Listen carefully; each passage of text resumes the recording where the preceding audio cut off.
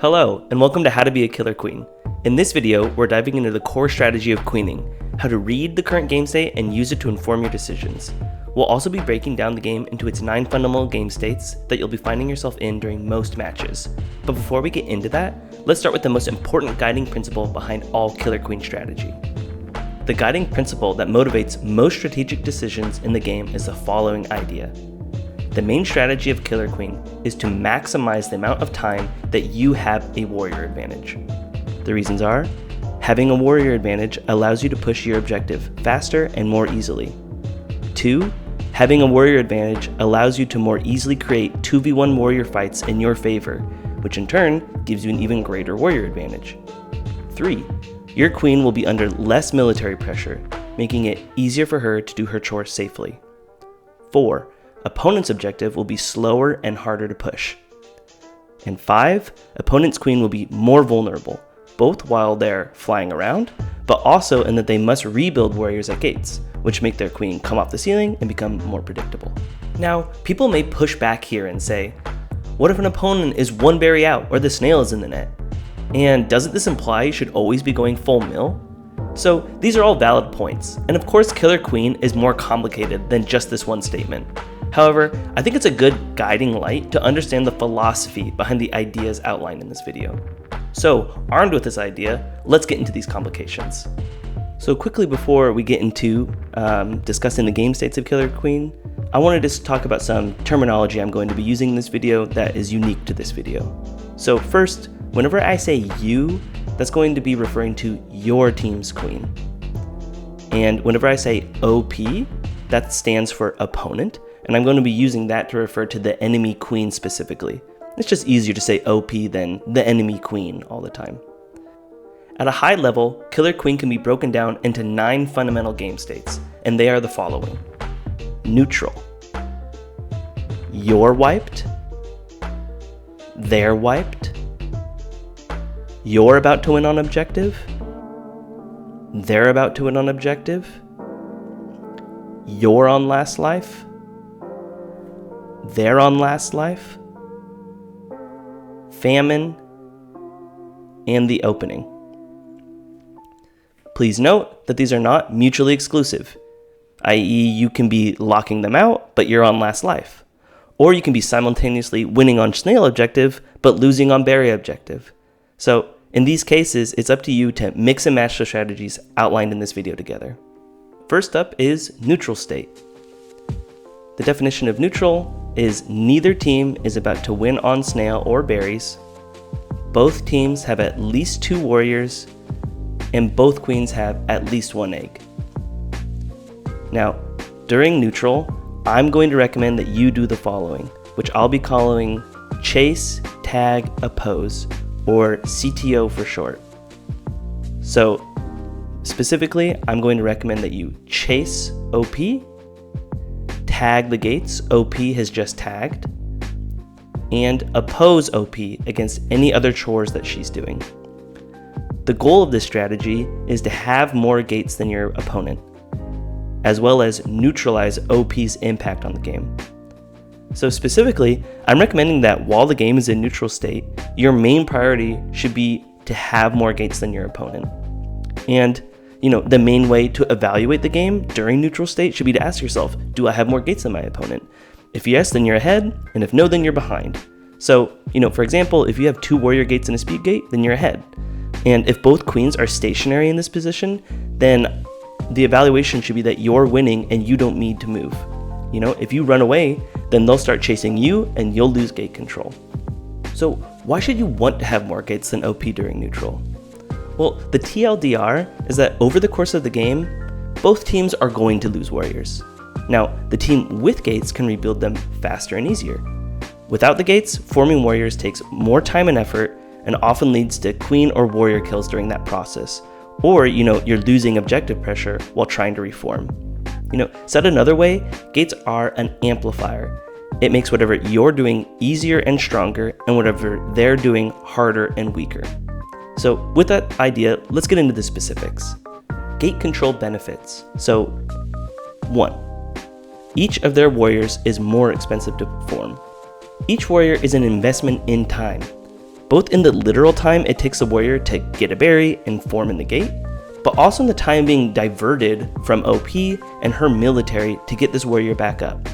Here we see a position where blue team is close to winning on Snail, and they're set up in a nice fortress around it for the final escort. However, blue checkers has peaked out and is dying to gold skulls. The issues with blue checkers dying isn't just that they're no longer doing their job, but that it demands attention from the whole team to get them back up.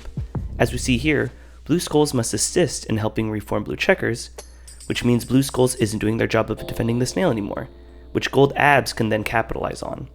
This interconnectedness of the team's roles and moment-to-moment priorities means warrior deaths are very punishing for the entire team. 2. Gate control authorizes aggression.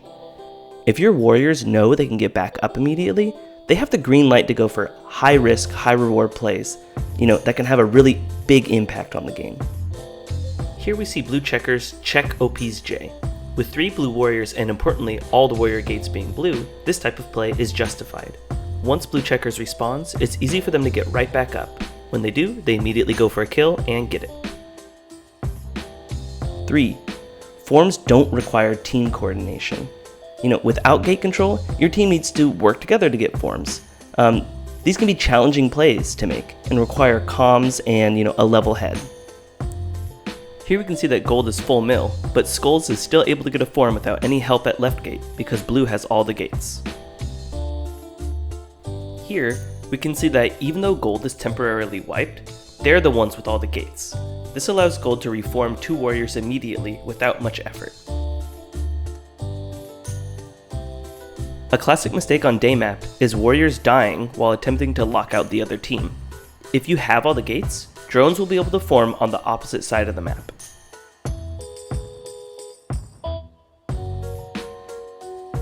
4. Your team getting wiped is less damaging. If you have all the gates when you're wiped, then their military must spread out over all the gates to prevent a form. This increases the probability that you'll successfully be able to form a warrior safely. We see here that gold team is wiped, but has all the warrior gates. This allows them to reform to 3 warriors within 10 seconds of the wipe happening.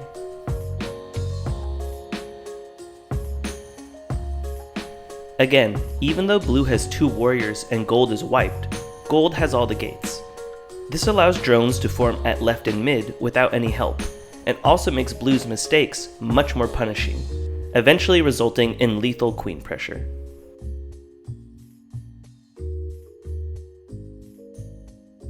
And one final example, even after a brutal double kill against blue to wipe them, blue is able to form back to 3 warriors within 8 seconds because their drones have all 3 warrior gates to choose from.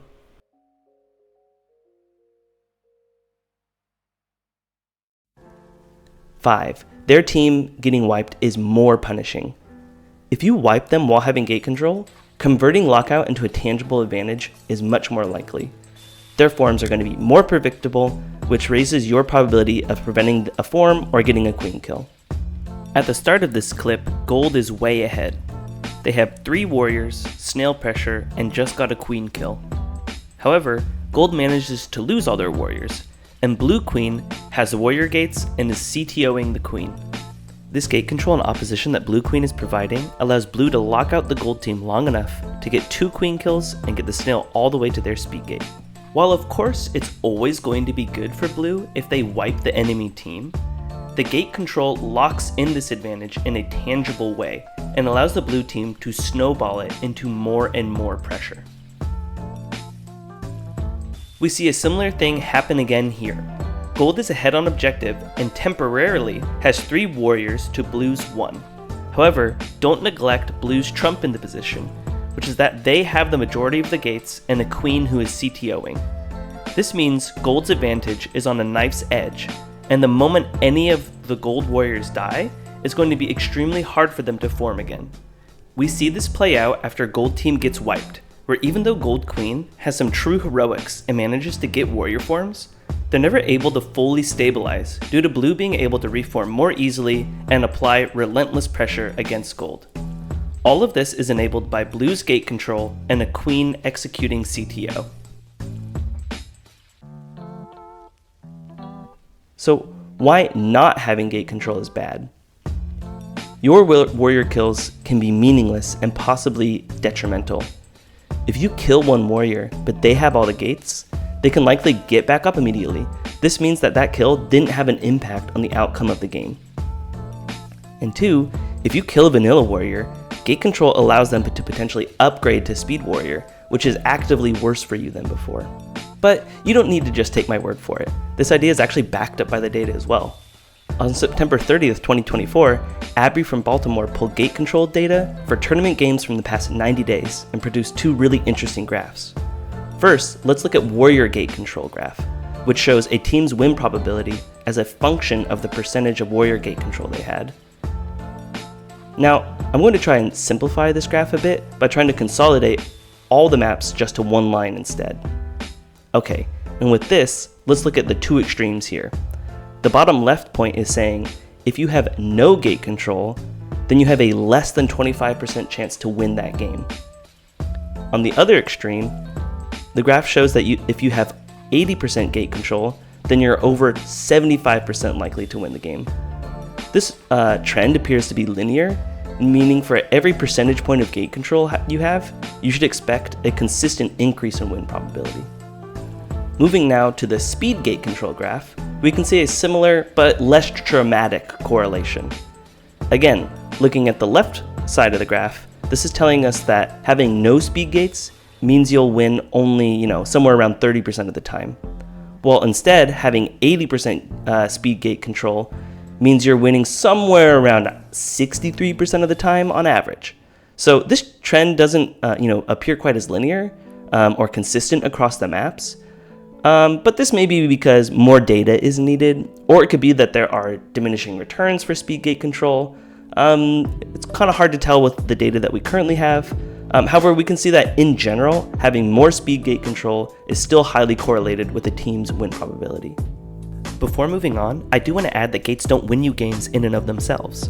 Being ahead on military or objective does that. Moreover, being advantaged in these ways often leads to better gate control, which means these graphs aren't painting the whole picture.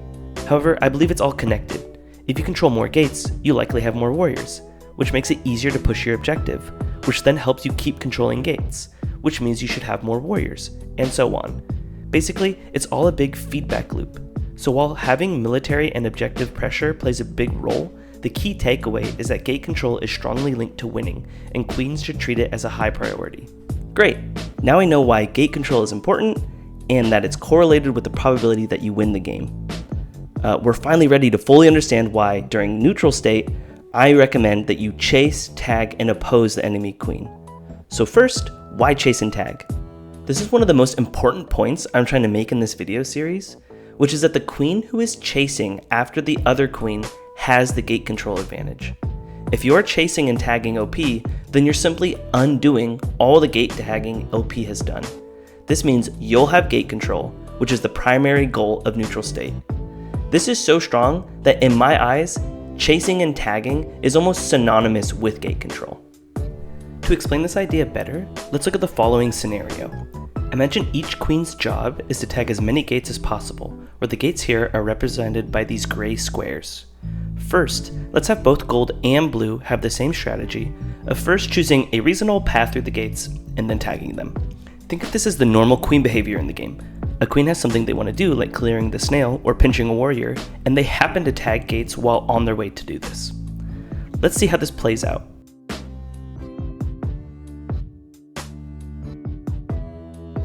We can see that both queens end up with roughly half the gates, where gold happens to be slightly ahead. Now let's have gold's strategy stay the same, but blue will execute CTO. Specifically, blue queen is first going to make a beeline for gold queen, tagging gates along the way. Then, after this, she's going to let gold queen make the first move, and then begin chasing her wherever she goes. We see at the end of this that blue queen ends up with significantly more gates than she did before, and no matter where gold queen moves from now on, blue will end up with the gate advantage. It's as if gold queen is painting the gates her color, and then blue queen is just painting them right back over, undoing everything that gold queen has done. This is the power of chasing and tagging. Let's now see how this plays out in real games. Even though blue immediately gets a queen kill and controls all the warrior gates, they aren't able to maintain this gate control. Why? Because they aren't chasing the enemy queen. Notice how gold queen immediately starts chasing and tagging after blue queen, and within moments has complete gate control of the map. If you want gates, you must chase. A common situation that happens during the open is queens bouncing against each other. Notice that here, when gold queen leaves, blue queen gets a free mid-gate tag. Therefore, try to hold your opening positions as long as possible and force the other queen to leave. This will help with the initial gate control battle. It's for this exact reason that you often see queens bounce for a long time out of the open. Neither wants to be the first one to move, otherwise the other will start chasing. When this happens, ask for a warrior to get on the other side of OP than you. This will force OP to move, and you can start CTOing. And here's what it looks like when one of the queens gets antsy and leaves prematurely. Blue queen immediately starts CTOing, and within seconds controls all the warrior gates on the map. Chasing also puts you next to OP. This allows you to oppose any other chores OP is doing. More on the benefits of this later. While chasing, you still have time for other chores. Feel free to pop the snail, kill drones, ledge guard, so long as these things are in your queen chasing route. Remember, your job is gate control and opposing OP, so try your best not to become distracted with these chores. Okay, so why should you oppose OP? Firstly, what I mean by opposing is being close enough to OP to threaten killing them if they blunder, as well as actively stopping whatever they're trying to do. So why should you want to do this? Well, 1, opposing neutralizes the impact of OP. OP is the strongest piece on the opposing team. Because you're the only one who can, bounce with them, it's your job to stop them from doing what they're actively trying to do. 2, opposing OP is how you kill them. Queen kills at the highest level require your involvement. While it's true that even the best queens can get caught out by solo warrior plays, the higher percentage kills involve you in some way. This can be from pinches, zoning pressure, anything. Here we see blue queen pick up a kill that blue abs generated because blue queen chased after gold queen and opposed her. And here, gold queen is CTOing to maintain gate control, but the eventual opposition pressure turns into a nice pinch kill. And lesser experienced OPs will be going for higher risk plays such as unnecessary warrior fights or OBJ clears, and therefore opposing them will net you a lot of kills. And 3, opposing lets you close out objective against an OP who's defending your objective. So this often looks like holding dominant high positions to zone out OP who's trying to apply pressure to your snail or final berry runners. Okay, so that's chase, tag, and oppose. So let's talk about the pros and cons of this approach. As for the pros, within the game, gate control is highly correlated with winning the game. It helps you win and stops you from losing. Also, chasing queen maintains your gate control and creates opportunities to oppose OP. And opposing OP puts your teams in positions to kill them and neutralizes OP's impact on the game state. Outside of the game, it's a simple idea. These 3 words communicate your strategic approach to both your team and to yourself. It's also a great base to build off as a newer or intermediate queen. In my opinion, this is kind of the benchmark strategy that all other queen strategies need to compare themselves against. If you think a different approach to a particular game state may be better, first you should compare it to CTO. If it's worse, then your idea has a flaw. So therefore, while you're starting your queen journey, you should see how effective this strategy is and learn spots where maybe a different protocol may be better. Okay, so those are the pros. Now what about the cons? Well, gates don't have any inherent value. They aren't snail distance, they aren't berries run, queen kills, or warriors on the map. Therefore, it's possible the advantage that you're gaining doesn't actually materialize into anything tangible. This can happen if your team doesn't get any warrior kills, you don't push any objective, or you don't guard the opposing team's objective. These are things that, as a queen, you should be assisting with from time to time. And if you purely execute CTO, then these tasks may fall through the cracks. Another con is that you're not going out of your way to create speed warriors. There are moments when tagging a speed gate at a drone's request might disrupt your CTO pathing. At the highest level, speed warriors are essential, and a deficit can lead to losing map control and warrior battles. Therefore, sticking solely to CTO can be incorrect, and sometimes you should pause the protocol to go out of your way to create speed warriors. We see here how Gold Queen assists her drone in getting speed instead of CTOing OP. Speeds are extremely important at the top level, so as long as you realize you're trading gates for speed drones, it can be a good choice. Another issue is, if no warriors die, it doesn't matter which teams has the gates. For example, if it takes a minute for a warrior to die, all the gate tagging during this time was, in theory, wasted, and you would have been better off focusing on something else. Another issue is you're not actively playing with your teammates when you're doing CTO. It can be appropriate to, lose gate control in order to assist in other team needs, such as 2v1ing with your warriors, saving one of your warriors from a tricky spot, escorting berries, or, a multitude of other team plays. Here we see Blue Queen escorting 2 berry runners into 2 gold ledge guards. The top berry likely wouldn't have gone in without her, and it's hard to argue that her time could have been more well spent tagging gates. Also, it's really not a great strategy if you want to hard carry a team.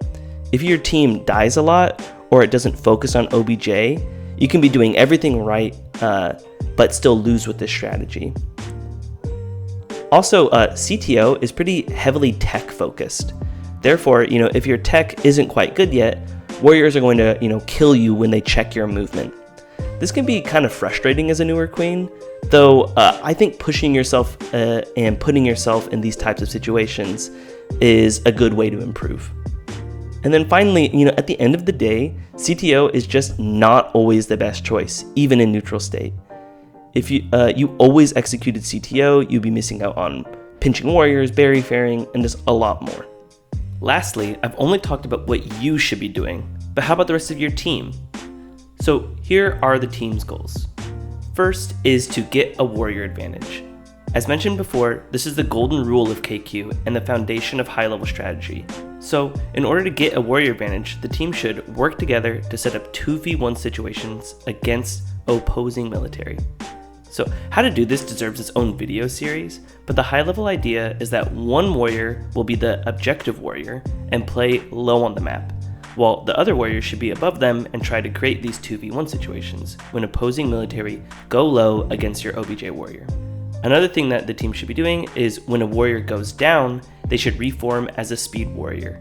This is extremely important and is how you snowball your advantage during neutral state. The next goal the team should have is have at least one objective warrior near enough to guard the opponent's OBJ at all times. This can look like a ledge guard or snail defense. This warrior is expected to die a lot, but serves a crucial role in slowing down the opponent's win condition. The next goal is to have at least one warrior applying queen pressure. Now, the primary benefit of this is slowing down OP's gate pathing, which will allow you to get gate control. Now, the secondary benefit is once your CTO brings you close enough to OP, you and your speed warrior can now apply pinch pressure against OP. The final goal of the team is to escort OBJ by holding high positions around the map. Only the objective warrior should be going super low. The other warriors should be playing high around them and looking for 2v1 opportunities. So let's look at some examples of what I would consider, bad neutral state decisions that would have been better if the queen had just executed CTO. Here, Gold Queen makes a classic gate control mistake by stopping her opposition of Blue Queen and instead tagging the blue left speed gate. At first, this appears like Gold Queen is doing the right thing, maximizing gate control by tagging gates. However, gate control has less to do about tagging gates at random and is more about chasing or containing the opposing queen.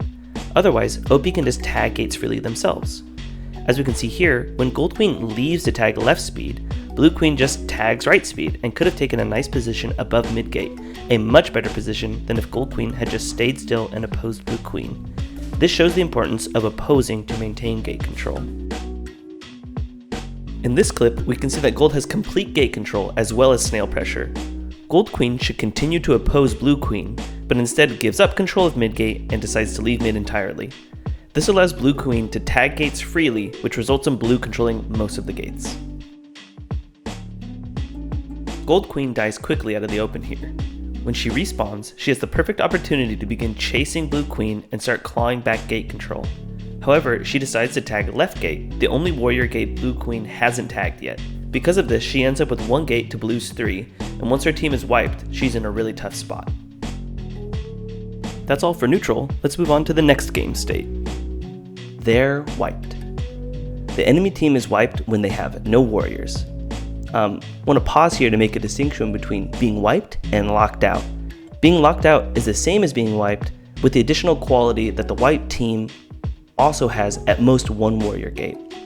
There are differences between how your team should handle these game states, but I'll be considering them the same in this video series, and I'll distinguish between the two when necessary. So the team's goal should be to maintain the wipe, and push your objective, and kill OP when they make forced plays. As for you should be focusing on executing CTO. You're doing this in order to get gate control, and prevent their warriors from getting up, and just opposing the queen at the gate they're at. This clip illustrates the importance that Gold Queen places on CTO. When Blue Queen dies, we see Gold Queen setting up to oppose Blue Queen rather than risking a left gate tag. While both may have been possible, it's important to remember that you have warriors for a reason, and it's okay if one babysits a gate so you can maintain pressure. We see Blue Queen decide to continue CTOing rather than get baited into tagging right gate. While tagging right gate is safer and is better than nothing, it's more important to rely on blue checks to defend this gate while you try to deny the form at left and oppose the queen. So why should your team be wanting to maintain the wipe and have gate control? Well, the primary reason for wiping the enemy team is to give your objective enough time to win. Think about your objective as a clock, which is counting down the time until you win. You don't need to keep them wiped forever. You only need to keep them wiped for 1 minute. 1 minute of uncontested OBJ pressure is often enough time to secure a win. In this case, Blue Abs sacrifices themselves to maintain the wipe. This, along with the continued blue pressure, allows the snail to run in with no contest.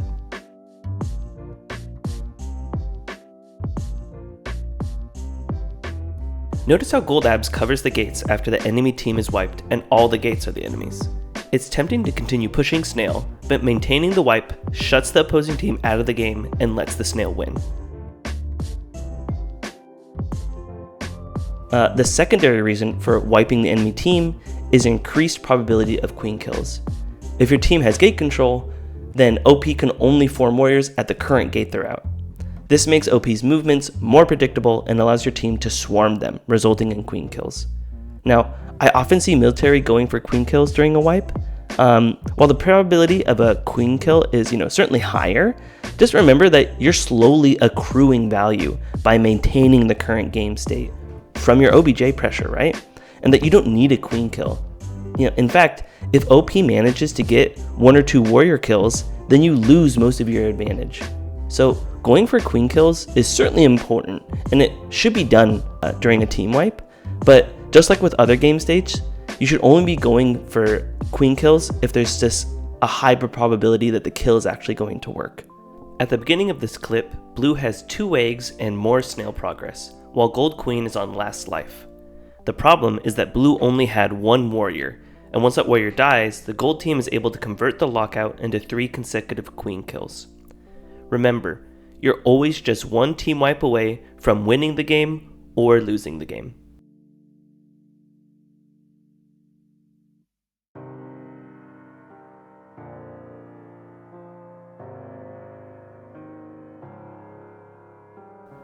Also, I want to call out that it can be very powerful for the objective player to get speed when the opposing team is wiped. This allows your warriors to no longer have to actively defend your objective, and will usually win the game faster than a vanilla objective. We can see Blue Stripes do just this. Even though it takes time to get speed and the enemy team rides the snail for a moment, the payoff is huge and well worth the investment. Another big advantage to this is if one of the blue warriors were to die, then Blue Stripes could get up his speed warrior immediately. In turn, the warrior who just died would then start running speed objective, until another warrior died, and then the cycle would continue.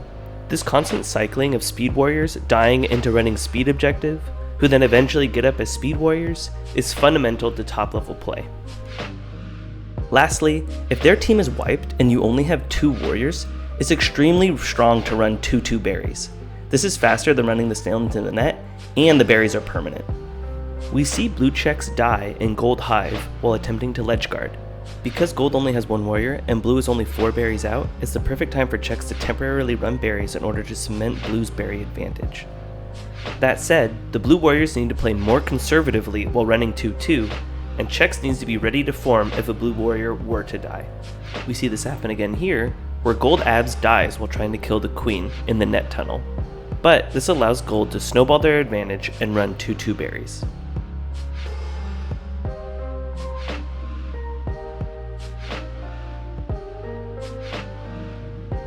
Great, so we know we want to maintain the wipe, but how do we actually do it? So you maintain the wipe by intelligently executing CTO. When the enemy team is wiped, simply chasing the queen is a good place to start, but it turns out that each map has its own unique pathing, which maximizes gate control and pressure. On day map, the best method is holding the middle of the map and almost never chasing OP through the wrap. I'll get into these map specific ideas in the following videos in this series. So there are 2 main modes of maintaining the wipe. First, when OP is not at a gate. So your job is to try to predict which gate OP is going to go to and meet her at that gate. Now, while you're doing this, your warriors should cover the other enemy gates that OP has tagged. Importantly, don't go out of your way to tag gates which OP isn't at. Only tag them as you chase OP, as they're eventually going to rotate to new gates if you do a good job of opposing OP. This is really important point, and I think it's like the classic mistake that new queens make. We see this mistake here when gold queen decides to tag right gate instead of opposing blue queen. This gives blue queen enough space to get an easy form out of left gate. In this instance, gold is down to 1 warrior and gold queen is clearly wrapping to left gate. In this case, blue queen should try to beat gold queen to left gate and let her warrior cover right. Instead, the form happens at left with no contest. Your warriors exist for a reason. Let them cover the untagged gates while you oppose the queen. In contrast, here's a great example by blue queen. Blue queen doesn't get baited into automatically tagging mid gate, which many queens do. Instead, they see that gold queen is headed to left gate, and so she maintains the left column to prevent them from getting there. This results in a pinch kill, at which point tagging middle is good. Kill drones on their way to OP. We can see here how focused blue team is on killing drones before they get to gates. Doing this effectively means that the opposing team never even gets the opportunity to fight for a form at a gate. Also, combo your warriors to get to the other side of OP than you. This will set up pinches against OP and drones. Having a warrior on the opposite side of OP creates a pinch threat. This incentivizes most OPs to move towards the warrior, which gives you the space to J in and tag the gate. If they don't react at all, then this can happen. Secondly, there's also the time when OP is at a gate. Once the drone has a berry and is near OP and a gate, it's time for you to fight. And I'm going to recommend that 90% of the time, or maybe even more, you should generally be covering the high option, and your warrior should be the one going low to try and pop the drone. This means that you should be trying to J in and not try to kill the drone in the gate. The last thing you want to do is to dive under the queen and die when they're locked out.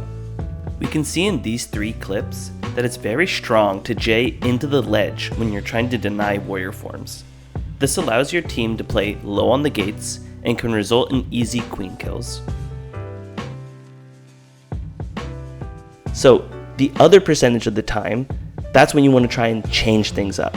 This could mean diving through to stop the drone, going for a shuffle, baiting the low options. The idea is that you want to mix these things up so OP has to respect all of your options. Again, this is kind of like a fighting game mentality.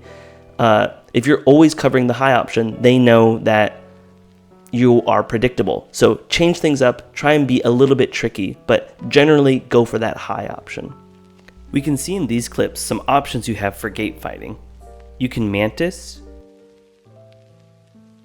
you can cross through to pop the drone, or you can shuffle both on and off the ledge. So really, an entire video could just be dedicated to gate fighting. It's really nuanced and a really fun part of the game, but while you're learning, I'm going to be recommending that just go to the high option. Okay, so far, I've only talked about warrior gate control. As we saw with the graphs, as a rule of thumb, it appears that warrior gates are more important than speed gates, and you should only tag speed gates if it's convenient. This may mean during lockout, you have to tell a warrior on your team who wants to get speed gates, sorry, I can't do that for you. Have a conversation with them after the game to tell them that you're executing CTO in order to maintain the wipe. Now, I just want to kind of point out that the higher the level of play becomes, the less this idea holds true.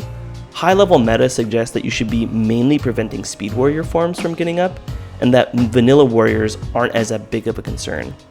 You can experiment with this, but while starting out, I think it's really more important to get reps in at, attempting to prevent any warrior forms during lockout, as opposed, to allowing vanilla warriors and then expecting that you and your speed warriors can outplay them.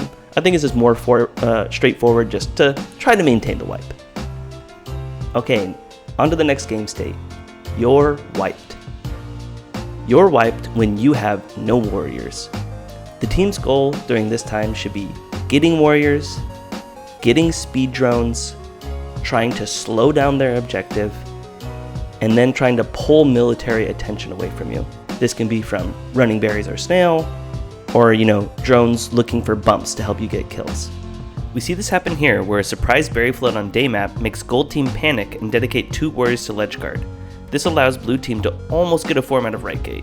Even though the form was unsuccessful, the point is that running OBJ during a wipe can pull enemy warriors away from their lockout protocol, which improves the likelihood you'll get a form. Again, we see a similar thing here. Without the berry pressure, the gold team would likely be swarming blue queen, but a few blue drones running berries draws both the gold queen and her warrior to the hive. Despite gold's ledge guarding, blue is still making berry progress all while blue queen doesn't die. Moreover, because blue queen isn't being swarmed, it will be easier for her to get out safely and start tagging gates. As for you should be focusing on getting warriors, getting speed drones, asking 1 to 2 drones to push an objective, as well as small excursions to defend objective. The idea behind this is that getting warriors should really just be a top priority, as they're required to handle all the chores around the map. Now, getting speed drones, forming is already hard enough, so making it a high impact form as possible is just really good. And then also, it kind of incentivizes opposing military to go low to stop the speed warrior form, which gives you more kill opportunities. As for having 1 or 2 drones push an objective, often their warriors are going to be too thirsty for queen kills or gate fighting, and will leave OBJ completely undefended. If you're making OBJ progress, then you'll eventually pull at least one of their warriors away from the team wipe protocol, which will make the likelihood that you get a warrior form higher. And lastly, you want to make small excursions to defend the opponent's objective. Remember, the opponent's primary goal during wipe is to win on objective. If they have 3 warriors, then killing the 1 drone running objective can give you, approximately 7 more seconds to find the warrior form that you need. Notice how blue queen hovers over their hive instead of the enemy's hive. She could have potentially stopped 2 berries in this position, while accomplishing all the same goals that she was doing hovering over blue hive. While I did just say that popping the 1 OBJ runner when wiped can be strong, don't do it foolishly. Popping snail while it's fully defended will likely see you dead. We see this same mistake here, where the queen tries to pop a snail which is fully defended. Okay, so we know we want to get warriors when we're wiped, but how do we actually do this? It depends a lot on each specific map, and I'll be discussing the specifics at length in future videos, but generally you want to be doing the following. The main thing is rotating gates. The most common warrior forms during wipe happen because you perfectly time meeting a drone at a gate after you shake their military with unexpected movement. This type of form is called a pickup form. We see Gold Queen get this form when she rotates from mid to left gate. Blue Queen tagging mid back means Gold Queen doesn't even need to defend left gate to get the form. So staying stationary makes it harder for drones to get to you. If you're telegraphing to your opponent that you're going to be standing still, All they need to do is hunt drones far away from your gate, and you'll never have the opportunity to fight at the gate to begin with. It also gives you opportunities to shake their military. This could happen because you choose an unexpected route, or their military messes up their movement. And when you're doing this, just when you're rotating gates, try to take different paths and fly differently than you normally do. The idea here is that you condition your opponents with your neutral state play so that you can surprise them when your team is wiped with your interesting flight patterns. And then finally, just remember to communicate to your drones, which gates you're going to. Another thing that you want to be trying to do is aggressively fighting warriors. Their warriors are going to be thirsty for queen kills. Use this to your advantage. Go for baits, shuffles, lots of sticks, unexpected pathing. The world's your oyster here. Pull out all the stops. Here's an unexpected push-out kill by Blue Queen. A dive kill here to cross through and get to mid and then left gate. And then my personal favorite, a really sick fake gate tag to bait out a warrior strike. And then we want to fight at gates. So once a drone is at a gate with a berry, you gotta go all out for the form. Go for hard sticks, pure zoning to get the form that you need. It can often almost be worth sacrificing an egg for a form, depending on the situation. Blue Queen does just this, going for multiple strikes to get the form at right gate. And then as for tagging gates, you do this by going down and then pulling away from their military and going usually for like a 3-tap stick. This is the bread and butter move and is very effective. You really should almost never be tagging a gate by going forward. This doesn't look like much, but it's crucial. Notice how in these two clips, the queens tag the gate by diving away from the warrior. This gives them the most amount of time to get back to the ceiling safely. Blue Queen almost does this here, but then stops pulling back midway through their rise to the ceiling and likely dies for it. Finally, if you're under no pressure, then tagging a gate by diving forward is the fastest way to tag it. So yes, even though I recommend diving away from warriors to get back to the ceiling, diving forward can be used as a mix-up when fighting at gates. So look for opportunities to do this when possible. I also want to call out that 3-tap sticking is just one way to tag a gate and get established back on the ceiling quickly. There's also the dive cancel and the mash. The dive cancel tag is similar to the 3-tap stick, but you dive just before touching the ceiling, which allows you to instantly start scraping. The upside compared to sticking is that opponents can't go for stick timeout kills against you. However, the downside is that it's slower getting back to the ceiling compared to 3-tap sticking, as you do have to dive for a moment first. Also, if you mistime your dive, you can get punished very easily. There's also the mash, which is when you tag the gate by not diving down all the way to the ground, but just low enough to tag the gate and then tap as fast as possible to get back to the ceiling. This is the fastest and safest way to tag a gate and should be used when under max pressure. The downside is that it's only faster than 3-tap sticks and dive cancels if you can tap extremely quickly. Somewhere around the tap speed of the hover transfer is ideal. It's also possible to not dive far enough down and therefore not tag the gate. Also, you should only be tagging gates if there's a drone nearby or you're under no pressure. There's basically no need to go low when you're not going to be getting anything. You'll need to go low to protect the drone during the gate fighting anyways when the time comes. Gold Queen shows a lot of discipline here not tagging the gate. No drones were trying to form there, and there's so much military pressure around that she'll likely need to rotate to a different gate to get a form. This means if she did tag the gate, Blue Queen would just tag right back when she rotates anyways. And then lastly, don't panic. You likely have a lot more time on OBJ than you think. The opposing team is, champing at the bit to fight you, and it's surprising how valuable it is to just take a moment and make them, too thirsty. Here we see Blue Queen overreact to the snail when they could have gotten a warrior up at a mid with time to spare. And also, just try and have some fun with it. If your tech is solid, you'll be surprised how many kills you can get during this time. And just mentally accept that your team being wiped is just deadly, and how you play now isn't the reason why you lost. It's usually some misplay that happened before this. That's all for your wiped. On to the next game state. You're about to win on objective. My definition for being about to win on objective is that the snail is past speed gates or waterfall, or you're 4 or less berries out. The reasoning behind this definition is if the team gets wiped while the snail is at these spots, the game could end immediately. And 4 berries out means that it's feasible for a team to berry rush with all 4 drones and immediately end the game. And here's what I mean by the snail being past the speed gates or waterfall. When the snail is at these locations on each map, that's when you need to get heavily involved. As for 4 berries out being my cutoff of about to lose on objective, here are some clips which demonstrate this danger. In both of the following clips, the winning team is only 3 berries out, but the point stands that 4 berries out means the team is just 1 flood away from victory.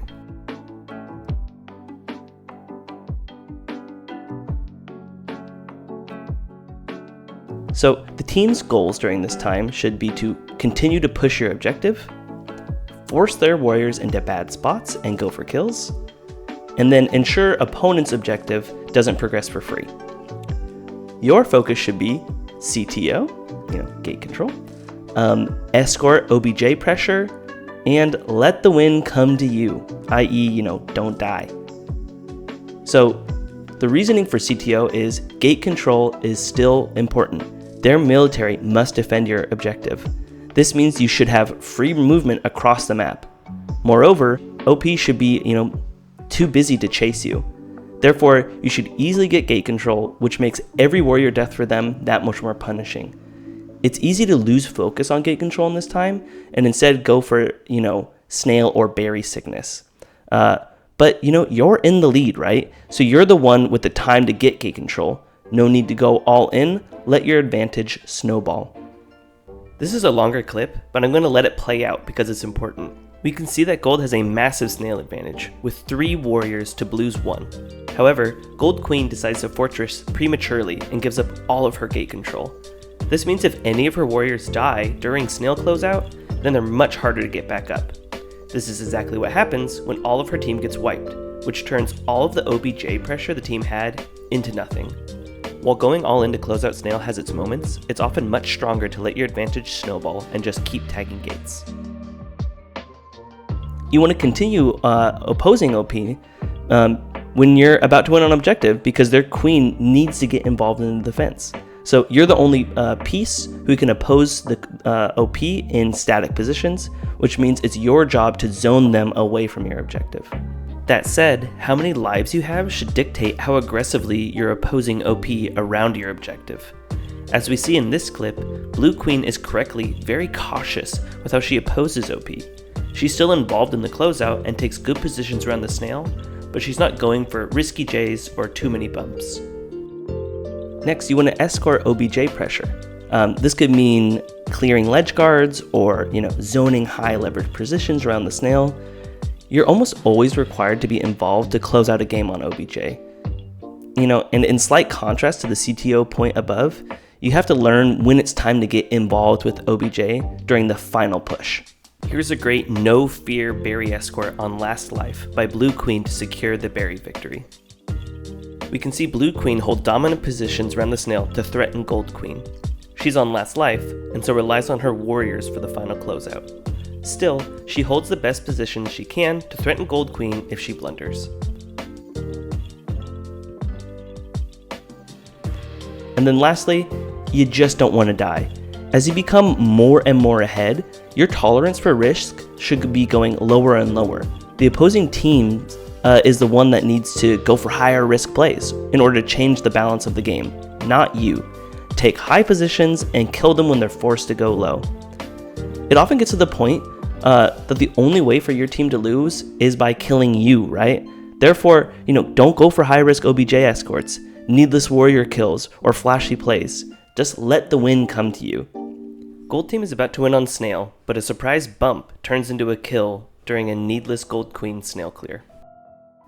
That said, you shouldn't be completely passive. You need to be an active participant, but this often looks like just capping a ledge or zoning an area.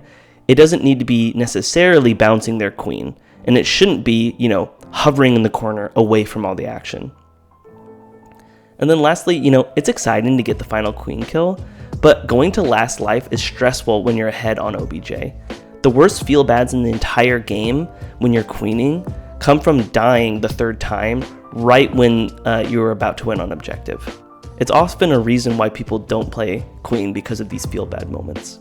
Gold queen doesn't go for the final kill because she's one berry out and the win will come. We can hear one commentator discuss this feeling about not winning to queen when you're ahead on objective but on less life. No.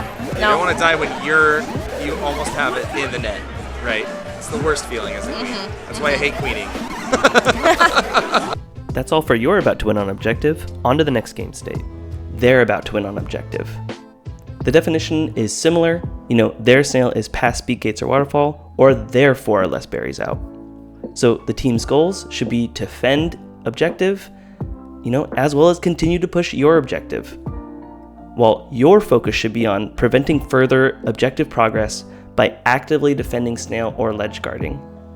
You also want to be trying to play more aggressively, both militarily and objectively. You also should be trying to coordinate forms at gates, more on the enemy side of the map. And then lastly, just force them to win on objective and don't give up.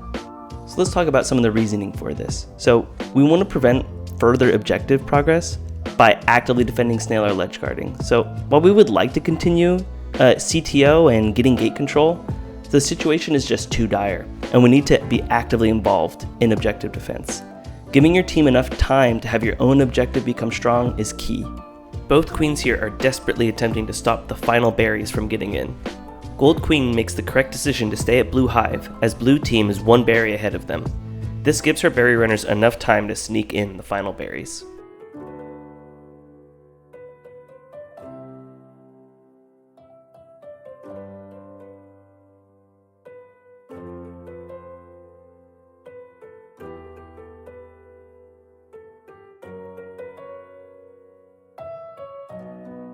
That said, don't be overzealous when stopping objective pressure. This can often backfire if you're trying to pop, a snacking snail. This is something your warriors really should be doing, and you're holding space above their head to keep them safe. Slowing down their objective is good, but don't do it if it's heavily guarded.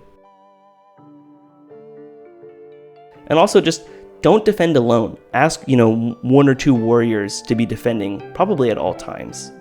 Okay, so we also want to play aggressively. Play to win, as opposed to playing not to lose. If the tide of the game continues, you're simply gonna lose, so you need to find high leverage plays to turn the momentum of the game in your favor. This usually takes the place of military aggression, so getting their queen on last life means it's too risky for her to escort the final OBJ push.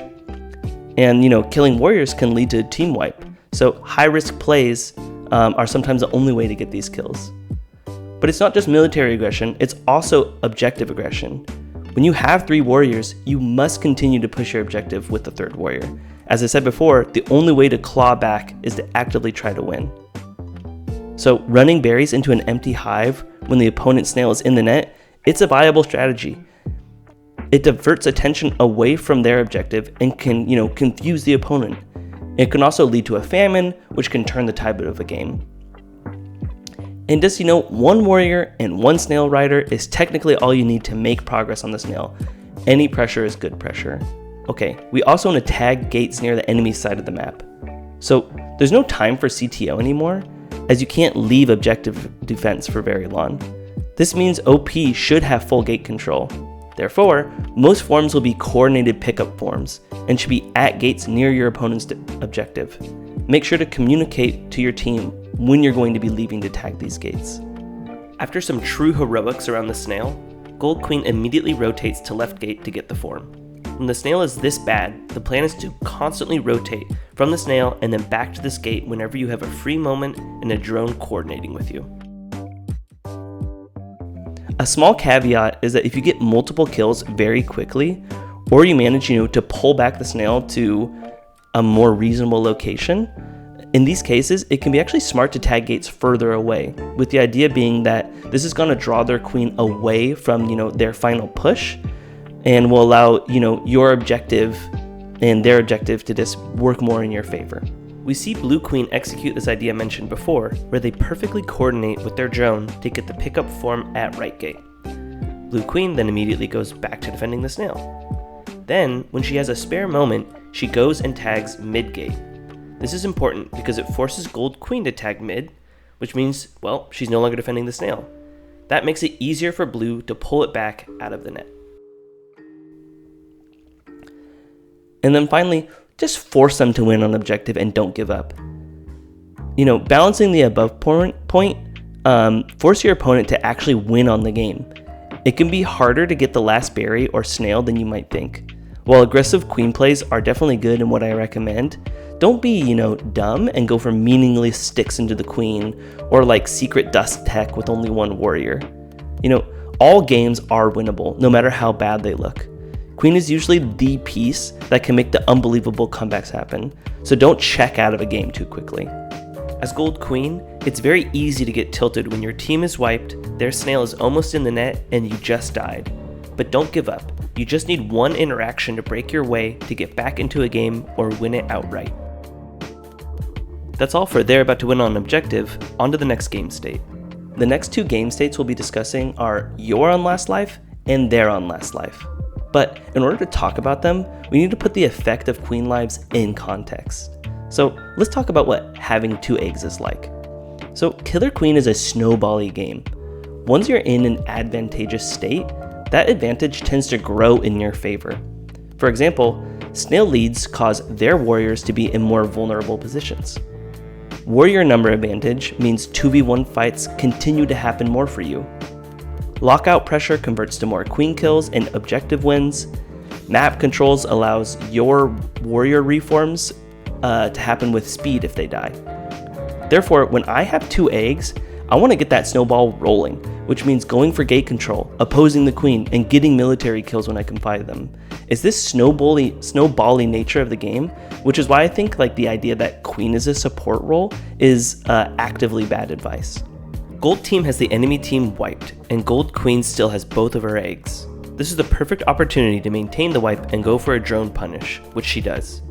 Even if gold queen had died, maintaining the wipe has a lot of value. Here's a moment where gold queen could have attempted a left gate denial, but instead decided to tag left speed. It's hard to argue that this is a bad play, as it's safe and solid, but there was an opportunity there to press the advantage and maintain the wipe by going for a form denial. Let's talk about having 1 egg. So in my mind, having 1 egg is practically equivalent to having 2 eggs. What I mean is I tend to go for similar plays as when I have 2 eggs as when I have 1. The only really meaningful way being on 1 egg affects my play is if we're ahead on objective, especially snail. In these cases, I really don't want to go to last life. You often need to be present for the final objective push, and being on last makes this a lot riskier. Therefore, I try to play a bit safer if I know this is going to be required of me in the near future. Now, having no eggs is very different. This is where the adage of queen is a support role begins to ring true. At this point, you should be focused on enabling your team and not going for big kills. This means tagging gates, staying high on the map, capping ledges for pinches, and avoiding drone bumps at all costs. You need to be an active player on the map, but you don't want to go for needless plays such as going for a fast J against a vanilla warrior when the game state is otherwise neutral. Or diving to pop a guarded snail when a single drone bump will kill you. With this info, let's get into it. You're on last life. The definition here is you have no eggs. Now, the team's goals surprisingly don't change that much from normal, except that they should be more willing to help you escape situations where you're trapped. Your goals, on the other hand, should be coordinated forms, generally staying higher on the map, low risk objective escorts, and tagging gates. Now, the reasoning for coordinated pickup forms is gate control will now be a challenge to execute safely, as executing CTO would bring you closer to OP, which puts you in danger. Therefore, most forms will need to be coordinated, meeting your drones at gates. You want to stay higher on the map, just basically to prolong the game, as that's the most likely way that you're going to win from here. Therefore, having constant escape routes to safe parts of the map and generally contributing less is often the best choice.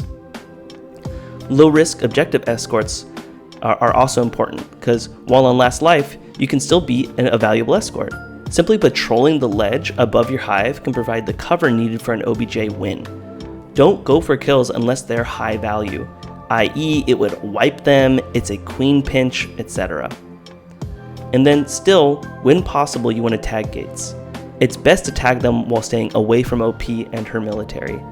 people will be hunting you, so be patient and try to go low only if you see an exit strategy. That's everything for your on last life. Now for the next game state. They're on last life. So the definition here is OP has no eggs. The team's goals don't change from normal, except hard reads against the queen are more acceptable. Your goals, on the other hand, are getting gate control by executing CTO and just trying not to get queen sickness. So gate control cements your advantage. Moreover, gate control should be easier for you now, as your queen can't go for as many hard Js, and you really, next lockout is going to be game over for him.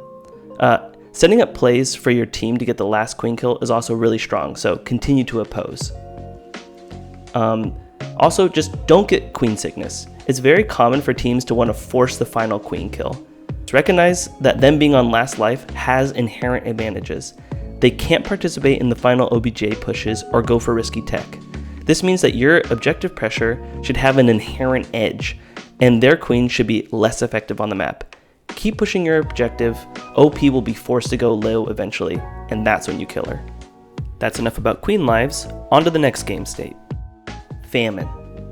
The definition I'm using here is that all berries have been used and the famine timer has started.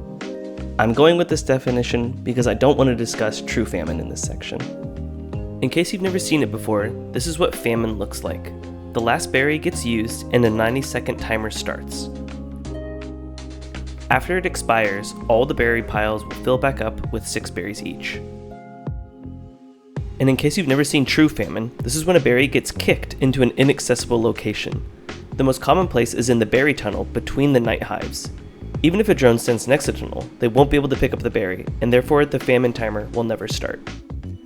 The team's goals should be to push the snail, the warriors should try to stay alive, and then warrior fighting.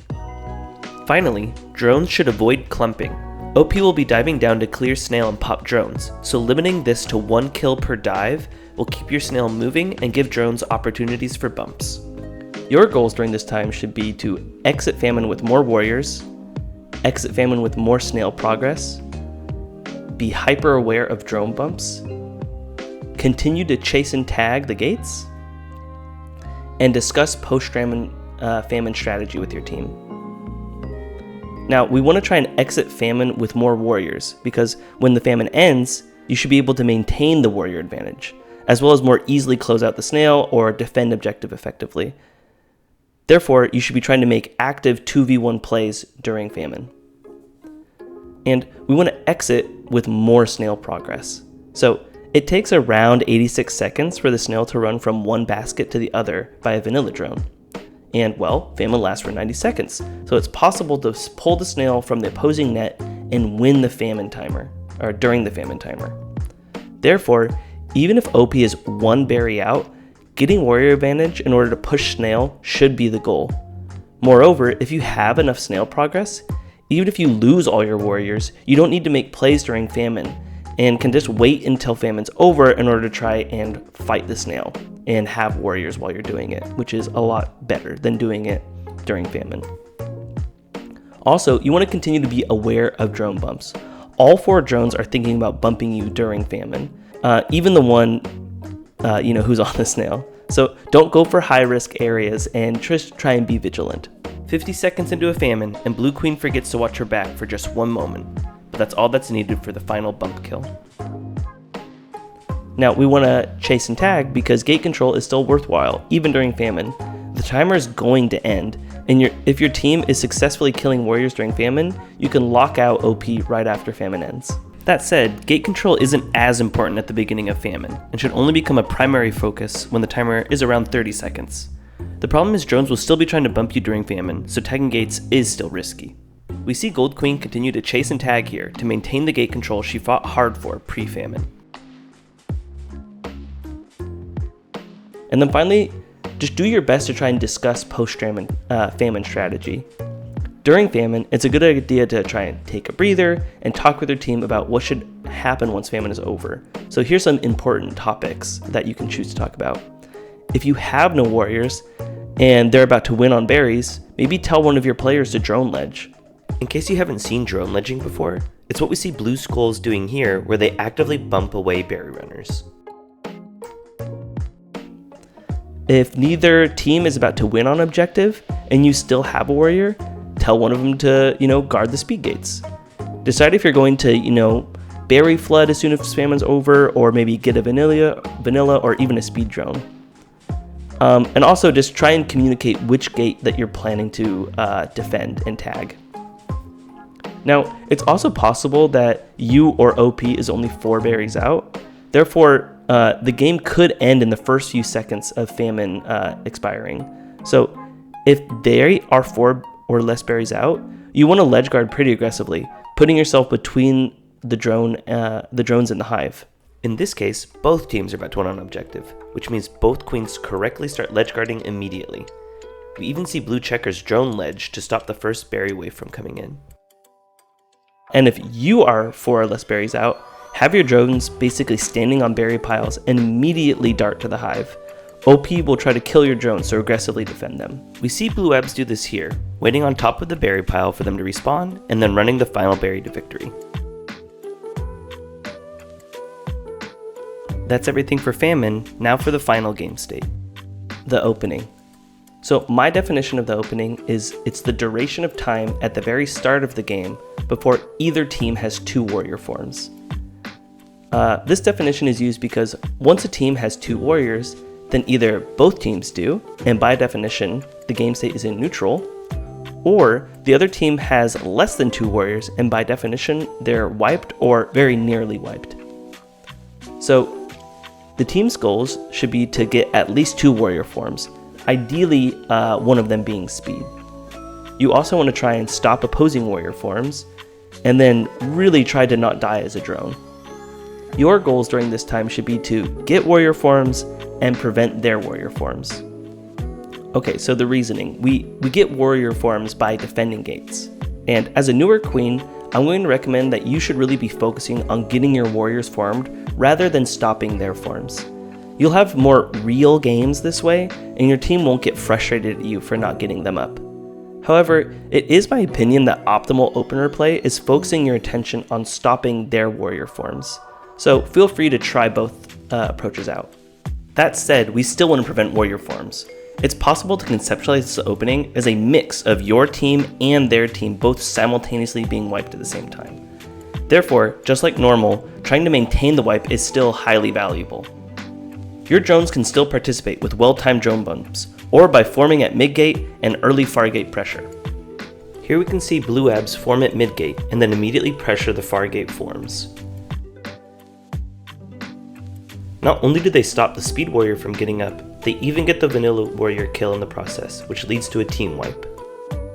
So that's it. That's all 9 fundamental game states of Killer Queen. But I did want to quickly address some other ones that exist. Slow jail or speed warrior differences. The most important game state I haven't mentioned is the difference in speed warrior counts between teams. For example, I define neutral state as both teams having at least 2 warriors.